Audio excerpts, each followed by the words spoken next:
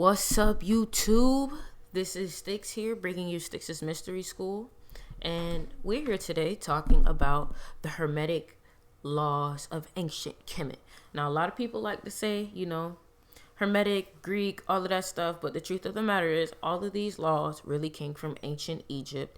And they came from the Egyptian god, Dehudi, which is also Thoth.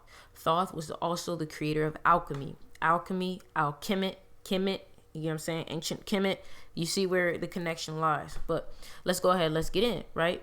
So, first of all, the first law is the principle of mentalism. The all is mind, the universal is mental.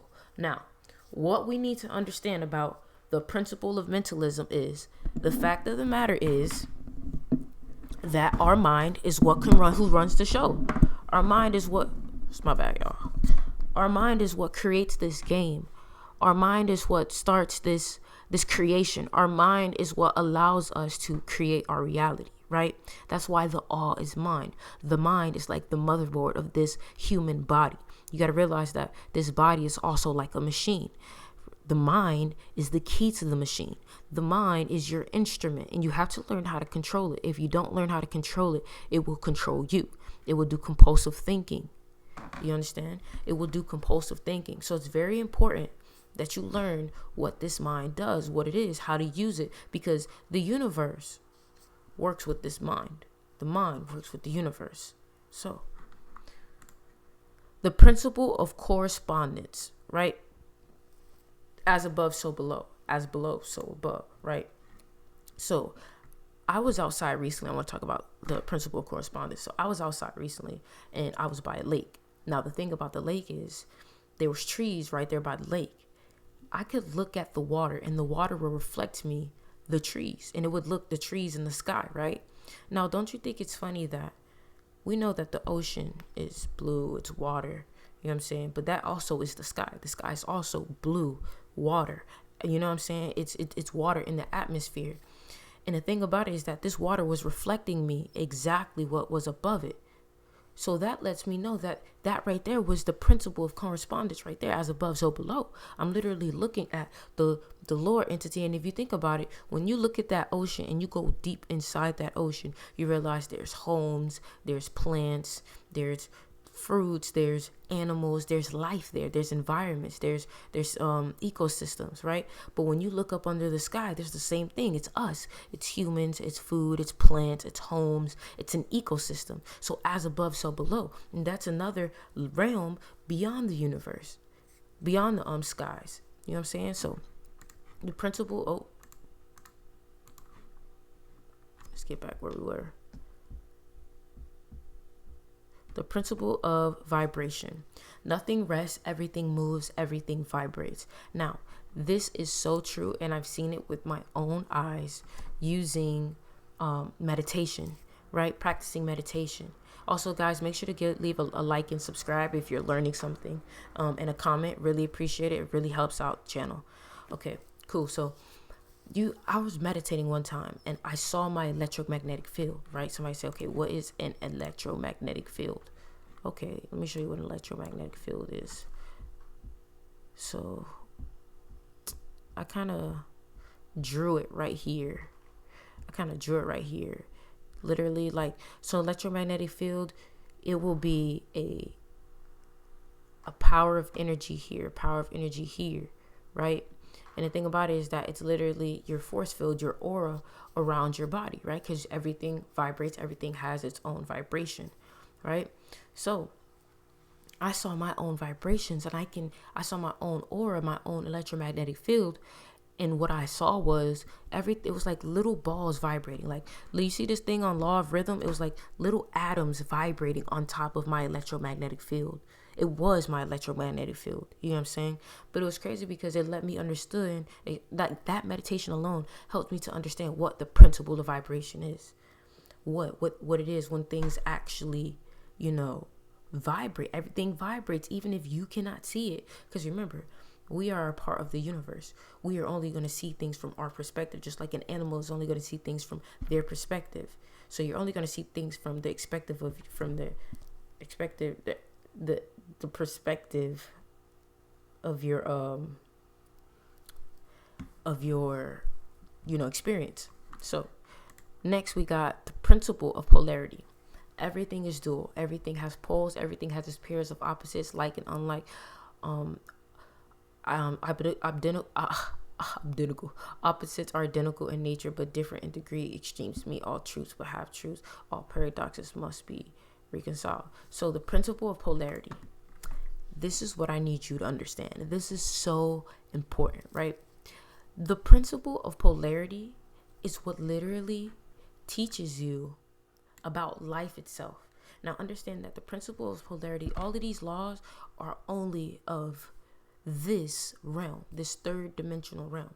Because you got to understand, when you get to the eternal and you've ascended, there is no more principle of polarity. And what I mean is, when you're no longer a human being, you are just a soul. You have released this meat body, you have ascended, so you are no longer have to reincarnate.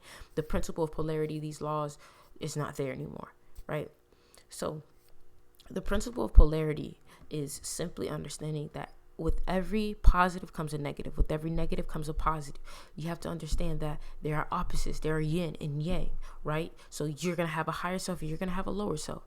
You know what I'm saying? And there isn't, you can call, if you want to express it as negative or like good or bad, there's no such thing really as good or bad because it's subjective, but there is a such thing as negative and positive. That's also subjective, but it also can be a measurement, if you hear what I'm saying.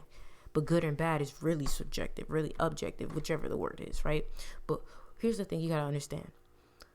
You can't think that whatever it is you want to experience in the universe, whatever you do, whatever you make a choice about, you will experience a positive and a negative experience, point blank. Now, this is why it's important to choose to do things that you love to do, because you have to realize that when it's something that you love to do, no matter how much it may hurt, no matter how much you may have its negative cons, you're still going to love it for what it is, and you're still going to deal with it. Each person has a con to them. Each person has flaws. Each person has an issue. It's what creates balance.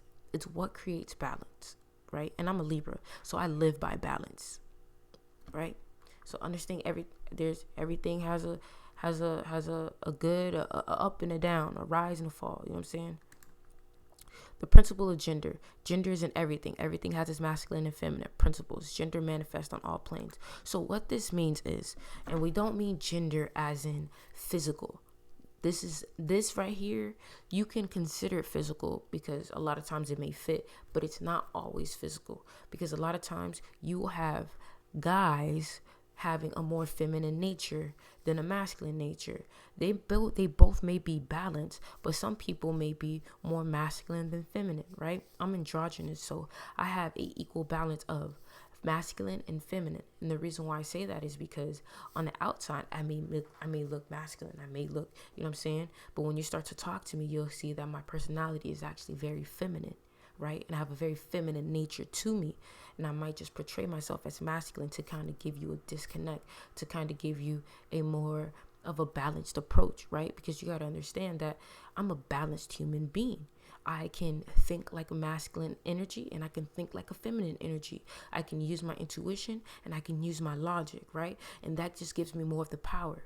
And the thing that I try to tell people is a lot of androgynous people are very powerful, because you got to realize angels, you really think they're stuck to one conformity of this physical entity? Oh, they're just masculine. Oh, they're just, no. You have a divine feminine and you have a divine masculine.